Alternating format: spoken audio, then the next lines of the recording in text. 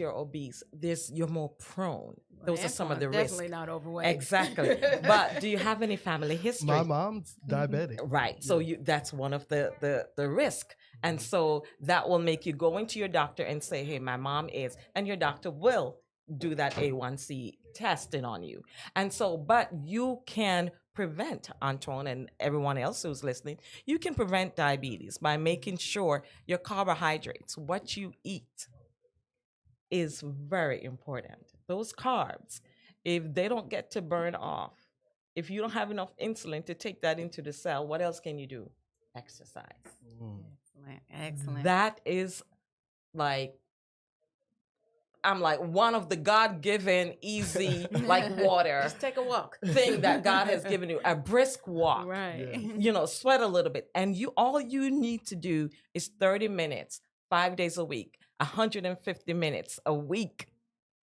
And you can really see a difference. Right. Sounds in your definitely numbers. Simple. Yes. We appreciate that. Thank you, Dr. Jackie. Yes, ma'am. I wanted to touch bases on COVID a little. Most of us are saying we are out of the pandemic, but we know that we're not. Right? In the medical field, we know we're still in the pandemic. Yes. But the numbers are not as high as they were, right? This time last year. So something that is kind of a phenomenon to me is how COVID affected those with diabetes, and even some individuals who never had a diagnosis of diabetes developed diabetes during their diagnosis of COVID. So can you talk to us a little bit about that? Well, the first thing, as you mentioned, if we remembered back in 2020, there were so many deaths. And you would hear comorbidities, and everybody's like Googling, what is that? And these are some illnesses that people had before COVID, like diabetes, high blood pressure. And so when they developed COVID, it really complicated the whole, especially those with diabetes, the blood vessels, and everything just went out of whack, and diabetes became even worse. But to your point also, there were some people who never had diabetes. And after having COVID-19, their numbers were high and they were hyperglycemic, and so that was very strange. As we can see, it was after the fact that they had diabetes. Right. And so that is how detrimental diabetes is. That it really breaks down everything in your body, affects your liver, and if your liver, even for people who have diabetes, for you, just to be sure, when you don't eat also, like you're going to bed hungry and you're thinking in the morning, you may check your blood sugar and it's high, because the liver is saying, what's going on here? Right. You're hungry. It's in starvation mode. Yes, starvation mode. And it's spilling insulin. And so the COVID affected some people's liver during that time frame, and it spiked them and turned them into diabetic people. Wow, thank you. That was deep. That is. And scary too. It is scary. I always think I'm not a heavy eater, and I do run a lot. I was telling Deidre offline that I also have hypertension. It's like keep going down the list of stuff. But one of the things that I've done to keep my blood pressure low is that I run a lot. I run 2 miles a day, 5 days a week. But I don't eat a lot. So to hear you say that, I know every time I go to the doctor, that's always a conversation that we have about you can't run that much and not have the calories to actually burn, because your body will then take it from other places. And so that's I'm dangerous too. Yeah. So it's good to have 3 meals a day and snack in between. And it sounds like a lot, but it's not heavy meals when we say meal. He can do it. He owns 3 restaurants. I don't be hungry. Well, make yourself, and then you're not hungry because your body's so used to not eating. So it's always in that mode that I'm not hungry. But make yourself start out and start eating, have a meal plan, and stick to it. You can do it, Antoine. Let's talk about it. Let's talk about it. Let's talk about the fact that, Antoine is just a representation of so many other men who pretty much live the same way.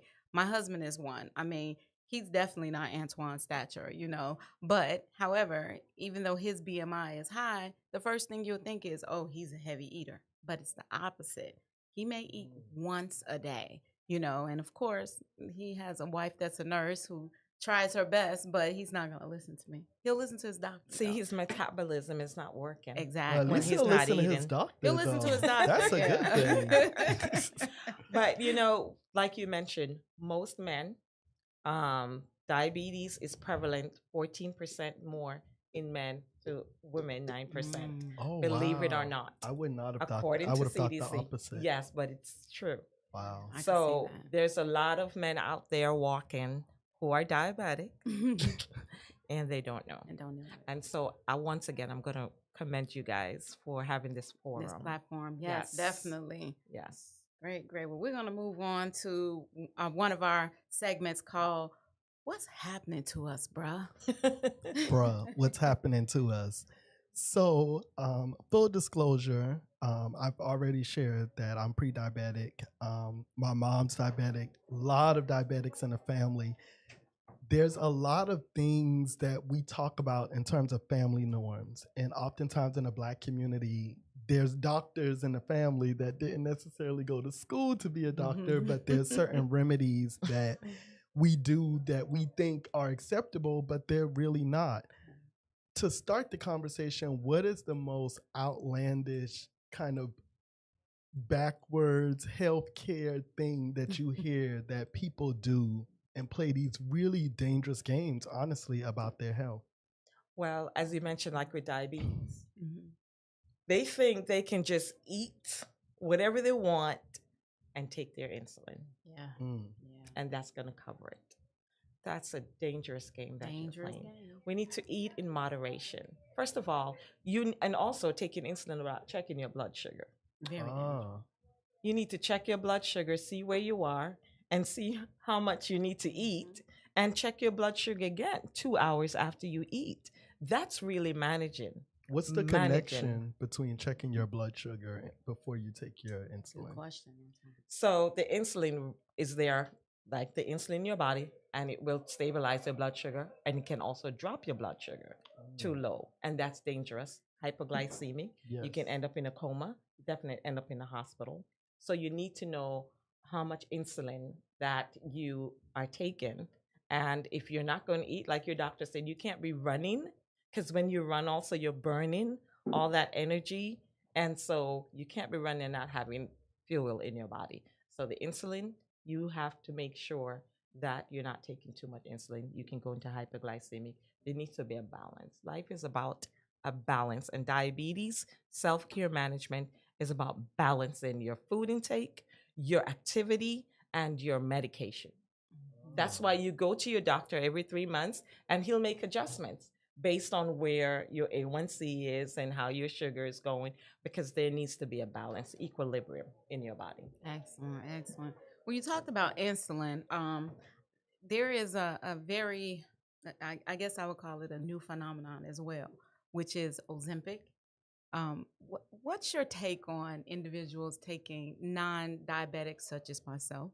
To lose weight? Exactly. To lose weight? To lose weight. What is it? I don't know what it is. It's called Ozempic. Ozempic. It's Okay. really was made for people with diabetes who also need to lose weight. Gotcha. But now we have people who are taking it who are not diabetic and to help lose weight with a doctor's order, of course. But the side effects. I have one of my very dear friend who is not diabetic, and she was so ill. Mm. Wow. She was throwing up, dizzy, off balance. It's not for everyone. But yeah, there are a lot of people taking it. If it works for you, just like metformin. There are people who took metformin not because they're diabetic, but it helps for you to lose weight. So under doctor's guidance, and definitely you need to go and check up and let your doctor know, because the side effects can be horrible. Yeah. So is it working for you? Oh, I haven't started. I've just been doing much research because I plan on it. It's part of your decision making. Exactly. I was going to use maybe a this little bit at a platform. time. Yeah. Excellent. We appreciate it. Dr. Donna, I'm sorry, Dr. Donna, Dr. Jackie, You have helped us with so many different aspects of Yes. diabetes, and I'm sure the men of Clayton County appreciates it. I know Antoine appreciates it. I've learned. I just Awesome. I got some notes to take. One question that I did want to ask, I feel like sometimes there is this face of diabetes that we see, and typically it is someone that's overweight. Is there a connection between weight and diabetes?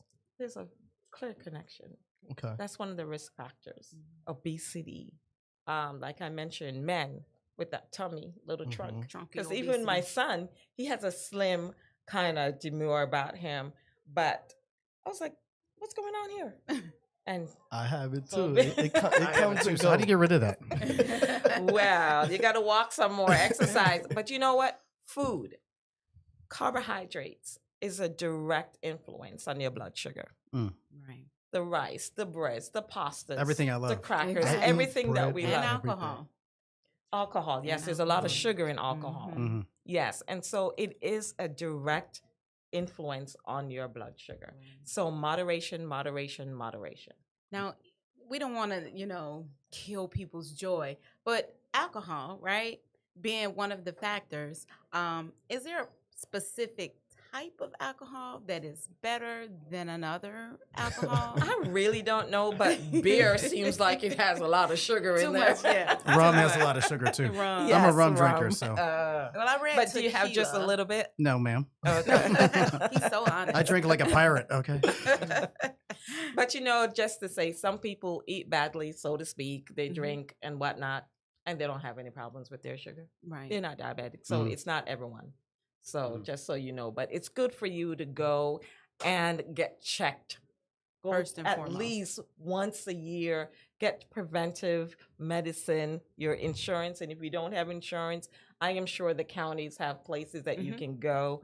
If you don't, but it's good to know your numbers. Exactly. Know your And numbers. also for our listeners, if you are diagnosed with diabetes and you prescribe metformin, Publix actually will give it to you for free. Here you Really? go. Oh, Yes, wow. there's a free list of medications, and metformin is Shout one out of to them. Publix. So Shout Call out us to Publix. shout out to Okay. Publix.